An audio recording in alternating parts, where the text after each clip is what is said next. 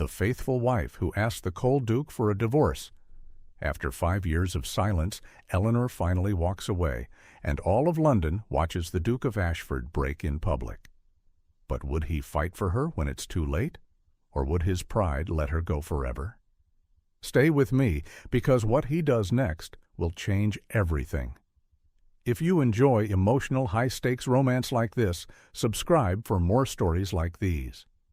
Eleanor Ashford sat at the long dining table with her hands folded in her lap. The chair at the far end stayed empty.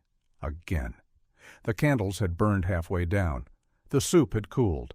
The servants had stopped asking if she wished to wait before they served. "Please begin," Eleanor said, forcing a calm voice. The maid nodded and poured the soup. The footman set the bread down. No one looked surprised. This had become normal. 5 years. Eleanor had been the Duchess of Ashford for 5 years, and still she ate alone most nights.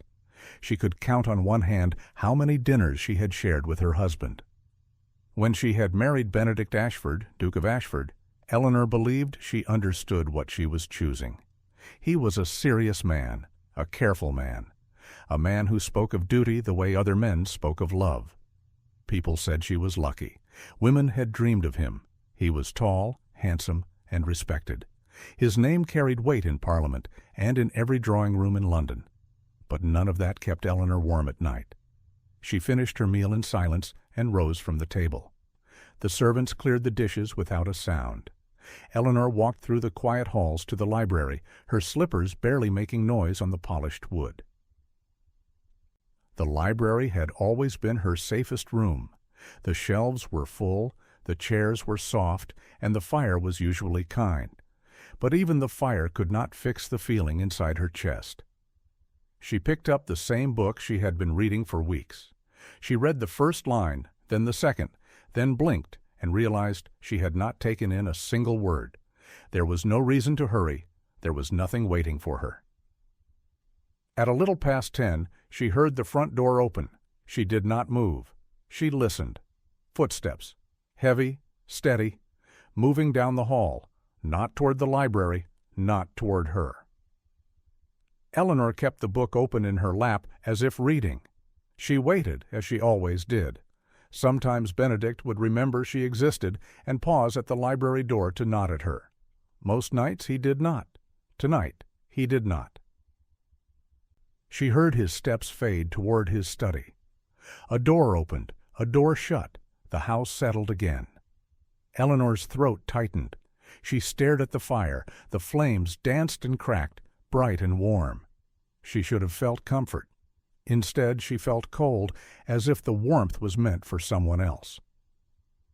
The next day, she attended a garden party at Lady Pemberton's home. It was the kind of event that made other women cheerful. There were fresh flowers, sweet cakes, and music drifting through the air. Women smiled and laughed, their voices light. Eleanor wore a pale blue dress with a small string of pearls around her neck. Her hair was pinned neatly, and her gloves were clean. She looked proper. She looked calm. But inside she felt like a room with the curtains drawn. "You are so fortunate," Lady Pemberton said, touching Eleanor's arm. "The Duke is such a dignified man, so respected." Eleanor smiled politely. "Yes, he is." "And handsome," another woman added with a giggle. "Every unmarried girl in London was heartbroken when he chose you." Eleanor's smile stayed in place. Inside, something twisted. They believed she had won. Lady Pemberton leaned closer, lowering her voice as if offering something kind. "Do not mind the talk," she whispered. Eleanor blinked. "The talk?" Lady Pemberton's eyes flicked to the side. "People say the Duke spends a great deal of time with Lady Celeste." Eleanor's stomach tightened. Lady Celeste Hartwell was beautiful in a bold way. She wore bright colors. She laughed too loudly. She had a habit of standing too close to men and acting as if rules did not apply to her. People whispered about her, but they also watched her. She was the sort of woman who turned heads without trying. Eleanor had seen her speak with Benedict at events. Lady Celeste always smiled at him like she knew a secret. Benedict always looked calm, even with her. It had never looked improper, not clearly, not enough to call it a scandal, but a wife could see things others did not. Eleanor kept her voice steady.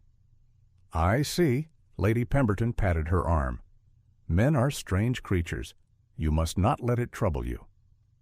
Eleanor nodded, though her chest felt tight. That afternoon she returned home and walked into the drawing room. She stopped. A bouquet of fresh flowers sat on the side table, bright and beautiful. For one foolish second, hope rose in her chest. Then she saw the card. It was not addressed to her. It read, "For the Duke, from Celeste." Eleanor's fingers trembled as she set the card down. Her cheeks burned, not from anger, from shame, from the feeling that her own home was no longer truly hers. She stood very still and listened to the quiet of the house. It felt like the walls were watching. That night she did not go to the library. She went upstairs to her room and sat at the edge of her bed. Benedict had his own room. He always had. He claimed it helped him rest for his work. At first Eleanor told herself it was temporary, that he would grow used to marriage, that he would soften. He never did. Eleanor stared at the empty space beside her and felt something shift inside. It was not anger. It was not tears. It was a slow, clear truth. She was lonely, not because she was alone, because she was forgotten. And the worst part was this. She had begun to forget herself, too. She lay down and stared at the ceiling until the room blurred. "I cannot live like this," she whispered. The words hung in the air like smoke. No one answered. Eleanor waited 3 more weeks before she made her decision. She did not act in rage. She did not throw anything. She did not scream. She simply woke one morning, stared at the pale light coming through the curtains, and knew she could not go on. She was 26 years old, and she felt like a ghost in her own life. That same day the Duchess Dowager visited. Benedict's mother arrived with 2 maids and a sharp look that could cut glass. She kissed Eleanor's cheek like it was a duty, then sat in the drawing room as if she owned it. "I have been patient," the Duchess Dowager said, tapping her cane lightly against the floor. "But patience does not produce heirs." Eleanor kept her hands folded. "My lady?" 5 years, the older woman said. "A duke must have a son. The line must continue." Eleanor swallowed. "I understand." The Duchess Dowager's eyes narrowed. "Do you?" "Because a woman who understands does her part." Eleanor's face stayed calm, but her throat tightened. She wanted to say that a wife needed more than monthly visits and cold silence. She wanted to say that a marriage was not a contract for babies. But she did not speak. The Duchess Dowager leaned in. "If you cannot give him an heir, do not be surprised if he seeks comfort elsewhere." Eleanor's fingers curled slightly in her lap. "So that is acceptable?" Eleanor asked, keeping her voice soft. "A duke may seek comfort elsewhere?" The older woman gave a thin smile. "A duke does what a duke must. It is not your place to question it." When the Duchess Dowager finally left, Eleanor sat alone in the drawing room and stared at the carpet. It was as if someone had pulled a curtain back and shown her the truth. They did not care if she was loved. They cared if she produced. That evening, Eleanor requested to speak to Benedict. It took 2 days for him to find the time. When he entered the drawing room, he stood near the door with his hands behind his back. He did not sit. He did not ask if she was well. "You wish to see me?" he asked. Eleanor stood slowly. Her heart pounded, but her voice stayed steady. "Yes, thank you for coming." He glanced at the clock on the mantel. "I have a meeting in half an hour." "This will not take long," she said. He nodded once, impatient. "Very well." Eleanor took a breath. "I want a divorce." The Duke blinked as if he had not heard correctly. Then one corner of his mouth lifted. "I beg your pardon?" he said, and there was a short laugh in his voice, cold and sharp. "I want a divorce," Eleanor repeated. Her hands shook, so she clasped them together. The Duke's smile faded. "You are not serious." "I am serious." He stepped forward slightly, his expression tightening. "Eleanor, if you are displeased, you may say so. There is no need for dramatics." "This is not dramatics," she said quietly. "It is the truth." "The truth," he repeated, as if the word annoyed him. Eleanor looked at him carefully. Benedict was not cruel in the loud way some men were. He did not insult her for sport. He did not raise his fist. He did not shout. His cruelty was quieter. It was the way he looked through her. It was the way she could stand in a room and still feel invisible. "You are a duchess," Benedict said. "You have everything a woman could want." Eleanor's lips pressed together. "I have a title. I have a house. I have gowns and jewels and invitations." "Yes," he said, as if that settled it. "But I do not have a husband," Eleanor said. His jaw tightened. "I am standing before you." "No," Eleanor said softly. "You are not." His eyes narrowed. "What does that mean?" "It means," Eleanor said, voice steady, "that you do not speak to me unless you must. You do not eat with me. You do not sit with me. You do not ask about my day. You do not ask about my thoughts. You do not know who I am." "That is absurd," Benedict snapped. "Is it?" Eleanor asked. "When was the last time you asked me what I enjoy? When was the last time you noticed I cut my hair? When was the last time you looked at me and truly saw me?" His mouth opened, then closed.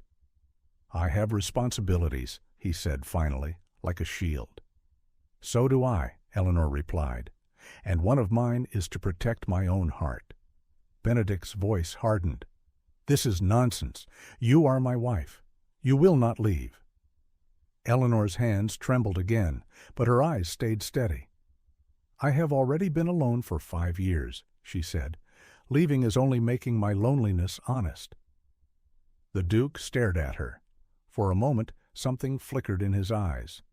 Surprise, perhaps, or irritation. It was hard to tell. Then he turned toward the door. "You will calm down," he said. "I will forget this conversation." "I am not angry," Eleanor said quietly to his back. "I am finished." He did not turn around. He walked out. Eleanor stood in the drawing-room for a long time, her hands shaking. She waited for fear to flood her. She waited for regret. Instead, she felt something else. Relief. It was like she had been holding her breath for years and had finally exhaled. She sat down slowly and stared at the empty chair across from her. For the first time, she believed she might survive this. 3 days later, Ashford House hosted a grand dinner. The Duke did not host such events often, but when he did, London paid attention. The table was set with fine china. Candles lined the room like small suns. Servants moved like shadows, quiet and quick. Eleanor dressed as a duchess should, a deep green gown, her hair pinned neatly, a simple necklace. She looked composed. Inside, she felt like glass held together by patience alone. Guests arrived, laughing and greeting one another. Men spoke loudly about politics. Women smiled and compared gowns. Music played softly in the background. Benedict stood near the fireplace, speaking to 2 members of Parliament. He looked confident, calm, untouchable. He did not look at Eleanor when she entered. She took her seat at his right, as tradition demanded. She sat straight and kept her hands folded. The dinner began.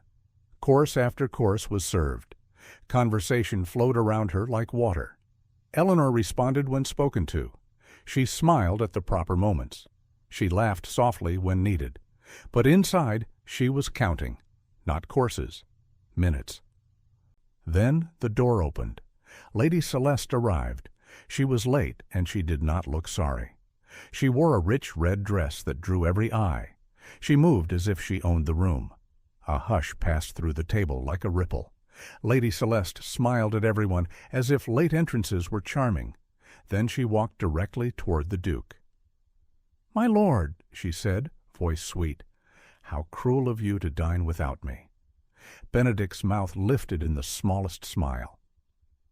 Eleanor felt a coldness settle in her stomach. Lady Celeste's gaze slid to Eleanor. Her smile sharpened. "You look well, Duchess," Celeste said. So quiet, so calm. Eleanor answered politely, "Thank you." Celeste leaned closer, as if sharing a secret. "It must be comforting," she whispered, "to be so easily forgotten. It leaves room for others to be noticed." Eleanor's breath caught. She looked at Benedict, waiting, hoping he had heard, waiting for him to correct Celeste, to draw a line, to defend his wife. Benedict did nothing. He continued speaking to a man across the table, as if Eleanor and Celeste were just decoration on either side of him. Eleanor's hands tightened around her napkin. She felt something inside her go still, not numb, clear. Later in the meal, Benedict rose, lifting his glass. "To duty," he said, "to legacy." Glasses rose, voices agreed. Eleanor rose too. The room quieted. Heads turned, confused. Benedict's eyes snapped to her. A warning flashed there. "Eleanor," he said softly, sharp enough for her alone. Eleanor did not sit. She looked at the faces around the table, curious, expectant, hungry for gossip. Then she looked at Benedict. "My lord," she said clearly, her voice calm. "You speak of duty as if it is love." A hush fell like a heavy curtain. Benedict's face tightened. "Sit down." Eleanor kept her eyes on him. "Duty is not love," she continued. "Duty is a task. Love is a choice." Someone's fork clinked against a plate. It sounded loud in the silence. Eleanor reached up and removed her wedding ring. Her fingers moved slowly, carefully. She set the ring beside Benedict's plate. "I have been faithful," she said. "I have been patient. I have been loyal. I have waited and waited and waited." Benedict's eyes widened, not with sadness but with shock. Eleanor's voice did not shake. "Tonight I am done waiting." A whisper rose, then died, because no one dared speak over her. "I am requesting a divorce," Eleanor said, "and I will not be your ghost any longer." Benedict stood suddenly. "This is madness." Eleanor's gaze stayed steady. "No, my lord, this is honesty." She turned and walked out. For a moment no one moved. It felt as if the entire room had stopped breathing. Then whispers burst like sparks. Eleanor did not look back. Outside, the cold air struck her face. She inhaled sharply and felt awake, as if she had stepped out of a dark room into winter sunlight. A carriage waited at the gate. Her brother Thomas had sent it. The footman helped Eleanor inside. As the carriage began to roll away, Eleanor looked back once at the great house. It was grand. It was beautiful. It was cold. She did not cry. By morning, all of London knew. The Duchess of Ashford had left at the Duke's own table, in front of everyone. People whispered in shops and ballrooms and drawing rooms. Some said Eleanor was ungrateful. Some said she had gone mad. Some said Benedict must have done something terrible. A few women said nothing at all. They simply looked at the floor like they understood too well. Benedict heard the whispers that afternoon at his club. As he entered, the room went quiet. Men who usually rushed to greet him looked away. A few exchanged glances. He walked to his usual chair. He ordered a drink. A man approached and forced a laugh. "She will return," the man said. "They always do." Benedict stared at his glass. "Do they?" he asked, voice flat. The man blinked. Of course, a duchess does not walk away from a duke. Benedict's chest felt tight. He set the glass down carefully and stood. He left the club early. When he returned home, the house felt different. Nothing had moved. Yet everything had changed. The air felt empty. He walked into the library. Eleanor's book sat on the table where she always left it. He stared at it as if seeing it for the first time. Then he noticed something else. A bundle of letters tied with pale ribbon lay beside the book. His name was written on the top one in Eleanor's neat hand. Benedict frowned. He picked up the bundle. Letters to him. He had never received letters from Eleanor, or perhaps he had and had never noticed. His throat tightened. He carried the bundle to his study and sat down. The chair felt too large, too hard. He broke the ribbon and opened the first letter. I saved you a seat beside me tonight. He stared. He opened the next. I miss you even when you are in the same house. His fingers trembled. He opened another. Please come to the library. I have found a passage I think you would like. Another. Did I do something wrong? The last letter was short. I am tired of being brave alone. Benedict's chest hurt. He read that last line again and again. For the first time in his life, the Duke of Ashford did not know what to do, and for the first time he felt afraid. Not of scandal, not of Parliament, not of losing respect. He was afraid of something far worse. He was afraid that Eleanor might truly be gone. Benedict did not sleep that night. He sat in his study with Eleanor's letters spread across his desk like evidence at a trial. Each letter was a small piece of her heart, offered quietly, then ignored. He thought of the dinners she had eaten alone. He thought of the times he had walked past the library and chosen not to enter. He thought of her face at the dinner table, calm, steady, finished. He had always told himself he was busy, that he was necessary, that duty demanded his full attention. But in the silent hours, the truth was cruelly simple. He had been afraid of closeness, afraid of failing her, afraid of love that asked something of him. So he had chosen distance because distance felt safe. Now distance felt like punishment. In the morning, he went to see Thomas. Thomas lived in a neat townhouse on a quieter street. When Benedict arrived, Thomas met him at the door with a cold, guarded face. She does not wish to see you, Thomas said at once. I need to speak with her, Benedict replied. Thomas's eyes hardened. No, you need to accept what you have done. Benedict's pride rose like heat. He had never been spoken to like this. Men bowed to him, men agreed with him, men stepped aside, but Thomas did not move. Benedict took a slow breath and forced himself to stay calm. I read her letters, he said. Thomas paused. You read them now? Yes. And did you read them before she left? Thomas asked. Benedict's jaw clenched. No. Thomas's voice sharpened. Then do not stand on my doorstep like a wounded hero. She wrote to you for years, and you did not even notice. Benedict looked down. The words hit harder because they were true. I was wrong, Benedict said quietly. Thomas stared at him for a long moment. She is not here, Thomas finally said. She is at the small charity school near St. Mary's. She teaches reading there. It keeps her mind busy. Benedict blinked. She teaches? Thomas gave a short laugh with no humor. Yes, she always wanted to. She used to talk about it as a girl. Benedict felt a sting in his chest. He had never known that. He had never asked. He left at once. The school was small and plain, no grand pillars, no guards, no fine gardens, just a simple building with worn steps and children's voices drifting through open windows. Benedict stood outside for a moment, unsure. He had walked into Parliament without shaking. Now his hands felt unsteady. He stepped inside.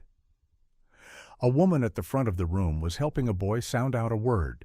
She wore a simple dress, her sleeves slightly rolled up. There was a faint smudge of ink on her finger. It was Eleanor. She looked different here, not dressed like a duchess, not careful and trapped. She looked awake. The boy finally read the word properly. Eleanor's face lit with a small, warm smile. Good, she said gently. You did it? Benedict's throat tightened. He had not seen that smile in years, perhaps because he had not given it room to exist. Eleanor turned slightly, sensing someone, and her eyes met his. Her expression did not change much. No shock, no fear. Just calm, guarded truth. You're here, she said. Yes, Benedict answered, voice low.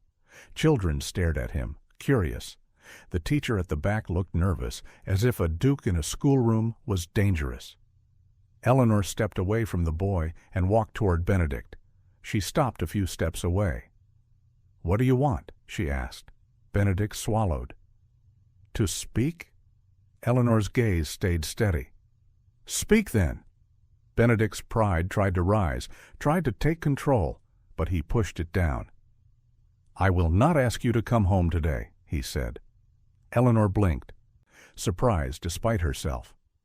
"I came to say I was wrong," Benedict continued. "I did not see you. I did not listen. I did not notice what you gave me."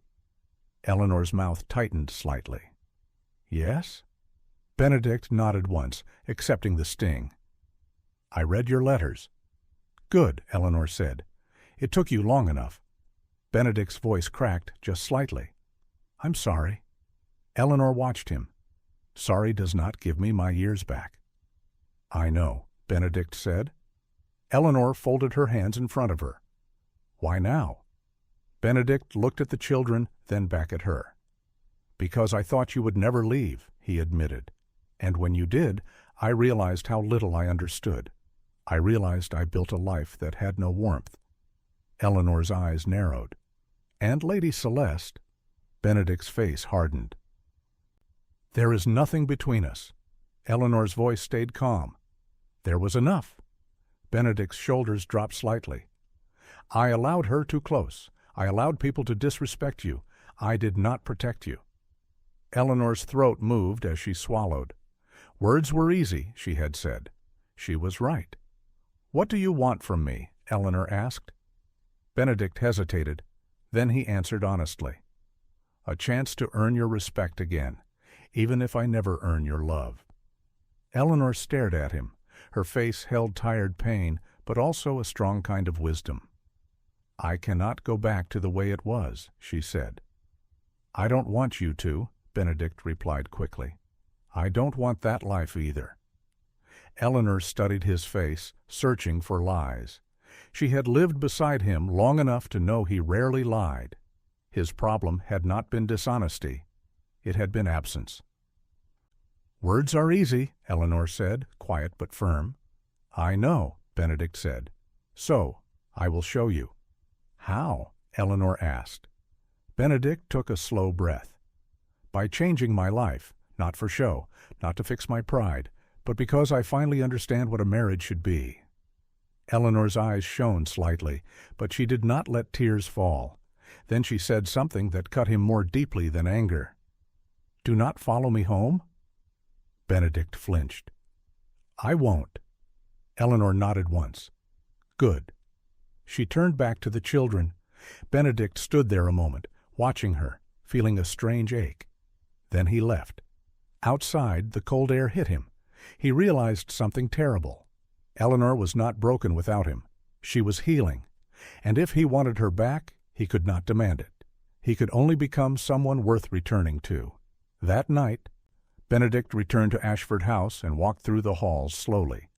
He stopped outside Eleanor's bedroom. He opened the door. The room was neat, the bed made, but her things were gone. The emptiness pressed on him. He sat on the edge of the bed and stared at the place where her hairbrush had once been. For the first time in his life, Benedict Ashford felt small, and for the first time he understood the kind of pain he had caused.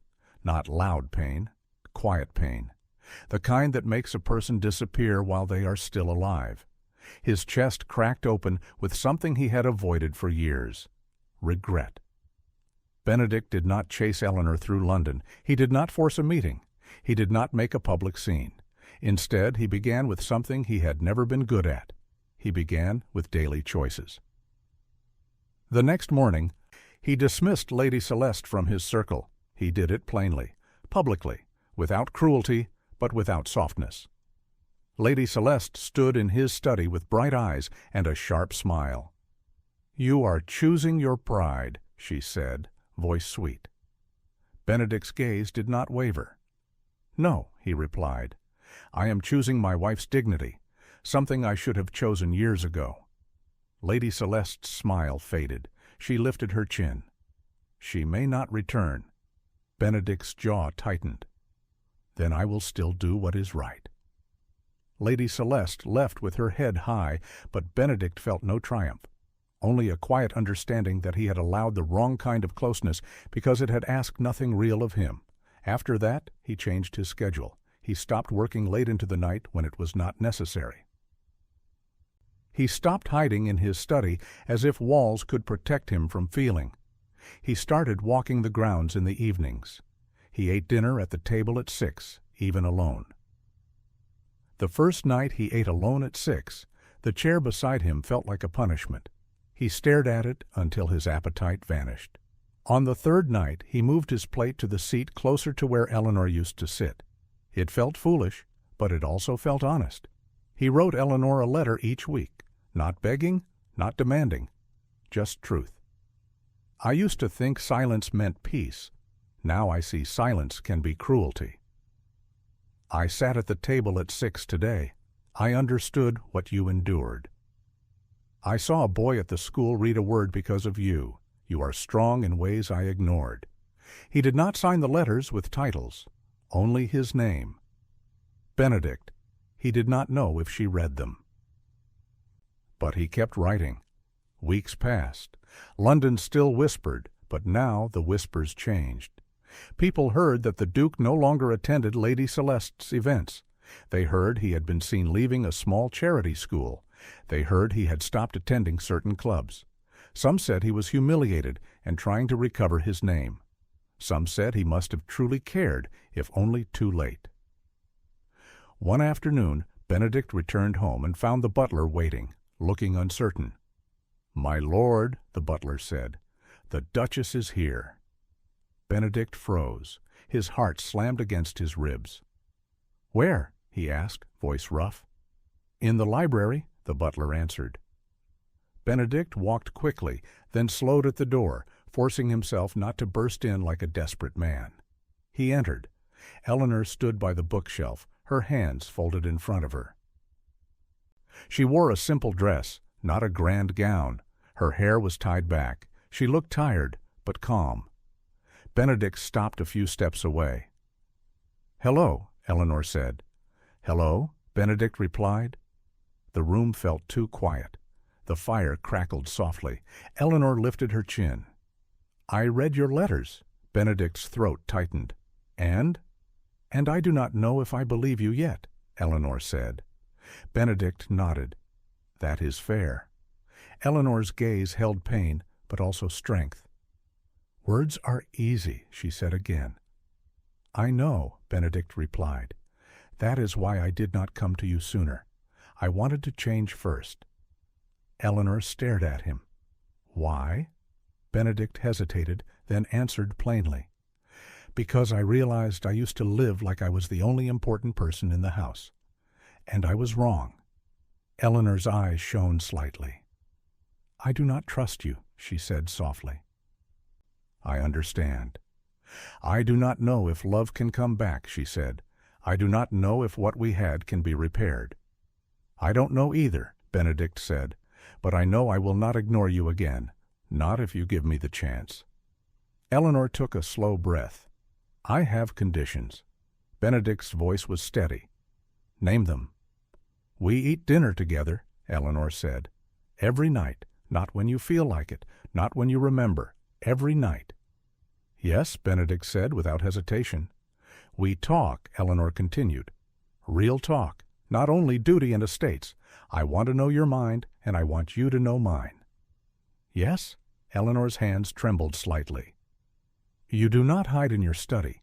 You do not treat me like a stranger." "I won't," Benedict said, voice low. Eleanor's eyes hardened just a little. "And if I ask to leave again, you let me. No holding me by duty, no forcing me by fear." Benedict swallowed. The condition hurt because it proved how trapped she had felt, but he nodded. "Yes." Eleanor looked down briefly, then back up. "I do not want to be invisible." Benedict stepped forward slowly, careful not to crowd her. "You never were," he said quietly. "I was just too blind to see you." Eleanor's eyes filled with tears, but she did not let them fall. "This will not be easy," she said. "I know," Benedict replied, "but I will do it, every day." Eleanor stared at him for a long moment. Then she said, "One chance." Benedict's voice was gentle. "One chance." Eleanor hesitated, then reached into her pocket. She pulled out her wedding ring. Benedict's breath caught. Eleanor held it out. "Do not take this lightly." Benedict did not reach for it right away. He looked at it, then at her face. "I won't," he promised. Eleanor placed the ring in his hand. It felt heavier than gold. That night, dinner was served at 6. Eleanor entered the dining room and stopped. Benedict sat at the far end out of habit, posture straight, face controlled. Eleanor stared at him a moment, then shook her head. "No," she said. Benedict blinked. "No?" Eleanor pointed to the chair beside her, closer to the middle of the table. "Here." Benedict rose slowly, picked up his plate, and moved. The servants looked away politely, but Eleanor saw surprise in their faces. Benedict sat beside her. It felt strange, too close after years of distance, but it also felt like honesty. They ate quietly for a few minutes. Then Eleanor asked, "Tell me about your day."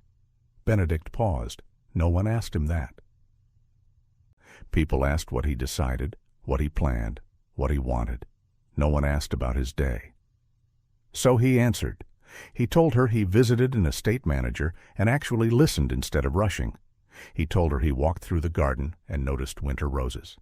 He told her he read 2 chapters of a book and thought about her. Eleanor listened without interrupting. When he finished, she nodded. "Thank you."